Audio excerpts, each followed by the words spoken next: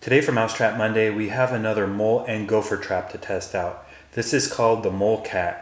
It looks interesting because it kills the animals with a shockwave blast that says it's humane and effective. It has 2 built-in safeties and it kills all burrowing pests on contact. This is also named one of the top 10 new products in the World Ag Expo for 2015. So let's take this out of the box and see how it works. Inside the cardboard packaging, I find this. It's a hard plastic case. You flip that open there. We have some instructions and pamphlets. Here's the unit and even the blank cartridges for killing the animals. Now it says we better stop and read all the instructions before use, so I'll review those and then show you how this works. I've read the instructions and now we'll go over the different components that are included in your trap kit. Here we have 10 blank cartridges. These are really similar to the Rimfire 22 cartridges I shoot in my rifle, only they don't have the lead bullets. They kill with a shockwave, so they're still really dangerous and you want to treat this like a loaded firearm. You can get more and replace these as needed. Here is a roll of scent-free bags. I'll show you what these are used for later. We have an anchor, a little staple here to hold things in place. A little rod to help clear cartridges. Here's the barrel, that's what screws in and holds our cartridge. And here's our trap unit. Now it says that you want to do an operation test to get familiar with how it works. We have the Molecat trap and the barrel. If we were going to arm this, we'd put a cartridge down the barrel. This has threads that line up with a hole in the front of the trap. We're going to skip that step for now since we're just doing an operation test. Now the Molecat has a trigger. This is what the animal pushes to set off the trap. And as you depress this, the set goes up and down. There's a little groove that sits in. We have a safety ring and a knob. To set this, you turn the knob in the clockwise position and it may take 15 rotations. You turn it until it no longer turns. Just like that. Now we make sure that this trigger is sitting in the groove like that, and we turn this knob till it's on the white part, not on the open space. That way this can't go up. Then to set it, we turn this knob back in a counterclockwise position. There's a line here, and anytime this knob is above that line, the trap's ready to fire. Now to engage it, we turn this safety mechanism right here to the groove. Now the trap's ready to go off. The mole will come along here, you press that, release the firing pin, and get a blast in the face with the blank cartridge. To arm this, we'll rotate the back knob in a clockwise position till it no longer turns.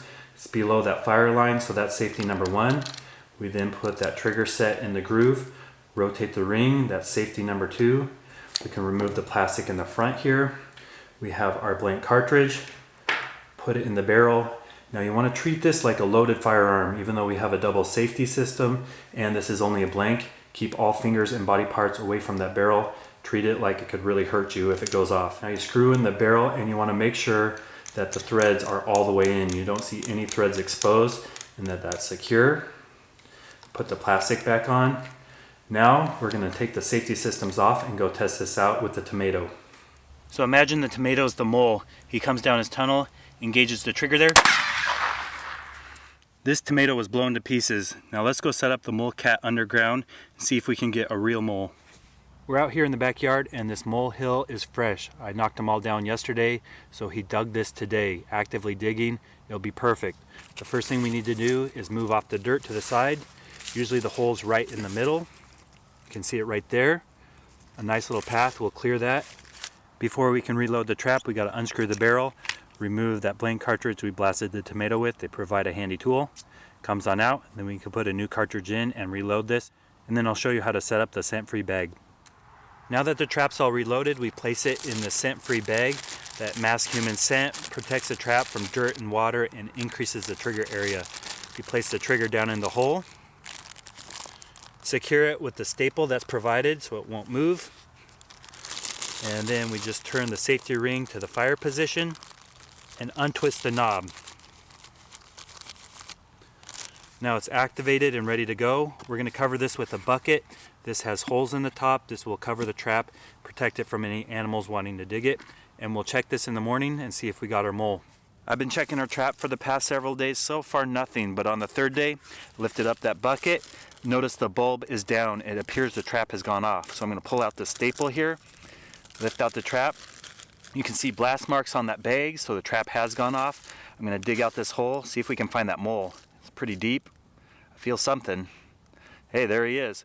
Here's the mole that we got with our Molecat trap. This is a very humane trap that delivers a quick, clean kill. Even though the cartridges don't have projectiles, no bullets, that blast does quite a bit of damage and they die very quickly. The biggest downfalls with this trap are the price.